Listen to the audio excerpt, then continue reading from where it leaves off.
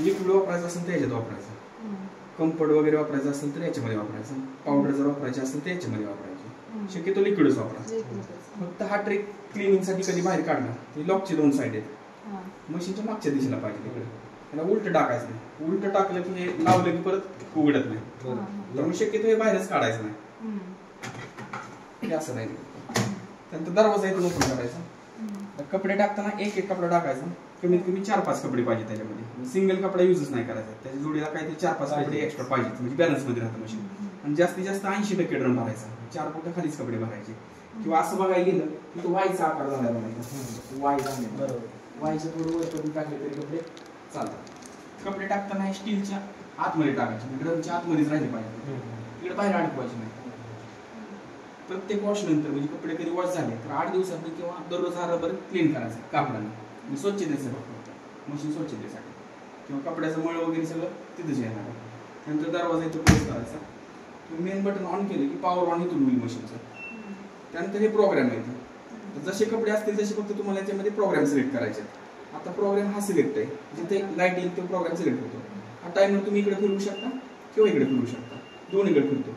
Select झालेल्या programme मध्ये तुम्हाला टाइम दाखवतं की किती वेळ मशीन चालणार आहे. जसं की हा प्रोग्राम 15 मिनिटं चालेल, 3 किलो पर्यंत वॉश क्वालिटी भेटेल, 30 डिग्री पाणी गरम होईल आणि 800 RPM मशीन रन करेल. टाइम, टेम्परेचर, RPM सगळे ॲड्रेस आहे.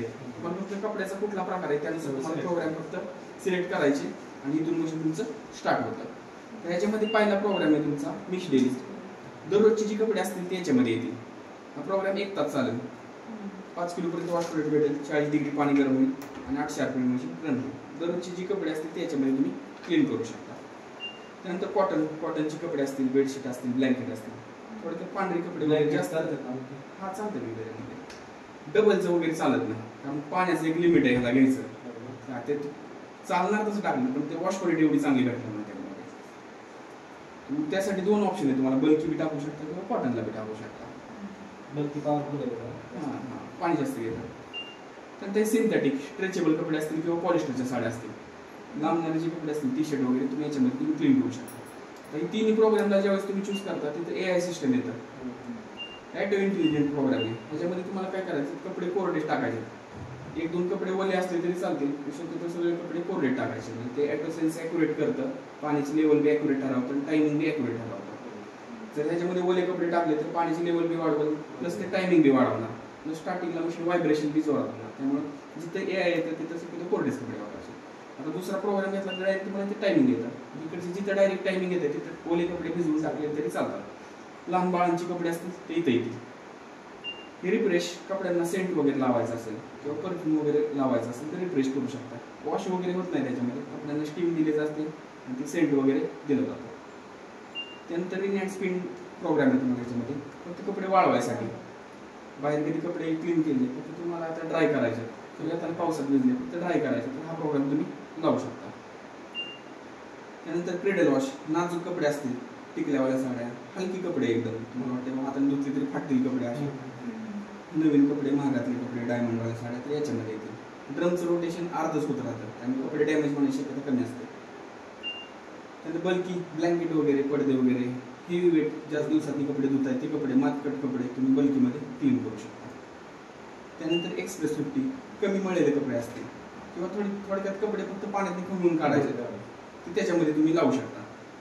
त्यानंतर हा MyIB प्रोग्राम आहे, म्हणजे ऑनलाईन चालवायची असेल मशीन, मोबाईलवर ऑपरेट करायचं असेल, हा डिस्प्ले मोबाईलवर येतो.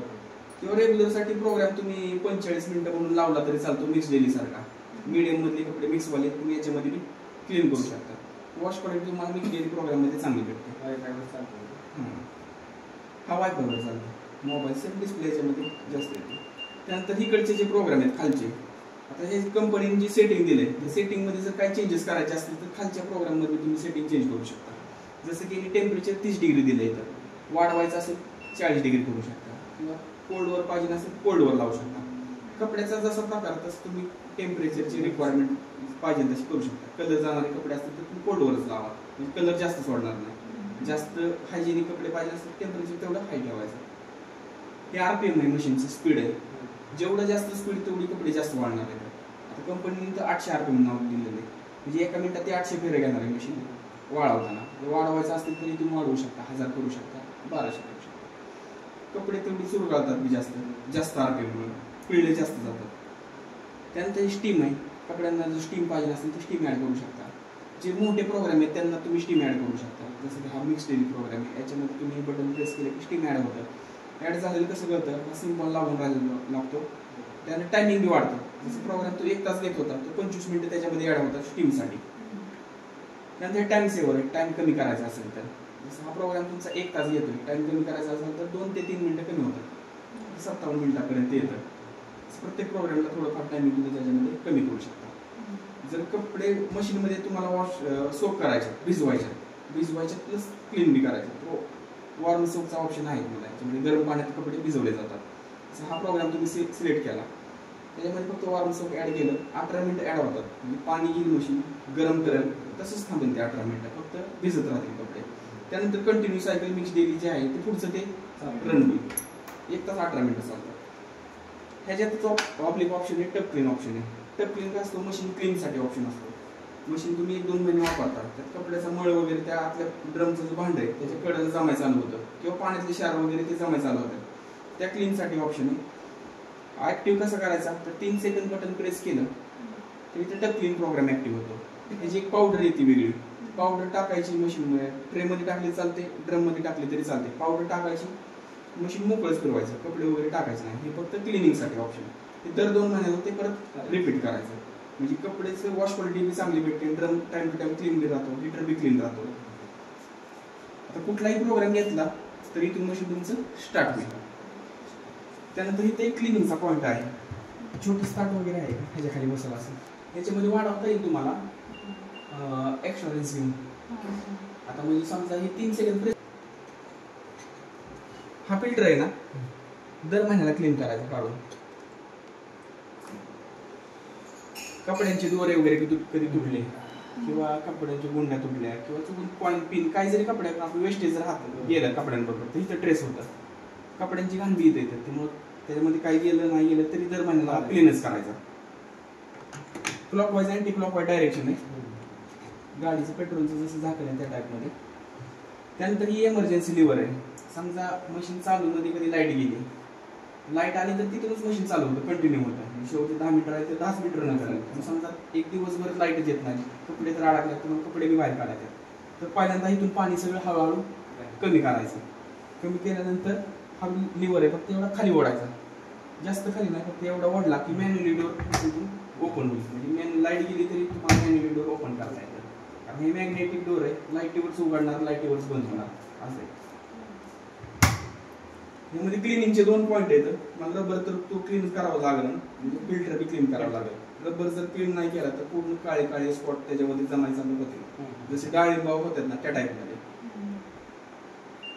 प्रोग्राम घेऊन तुम्ही डायरेक्ट इथून मशीन तुम्ही डायरेक्ट इथं स्टार्ट करू शकता. आता पाण्याची कनेक्शन नाही त्याच्यामुळे ड्राय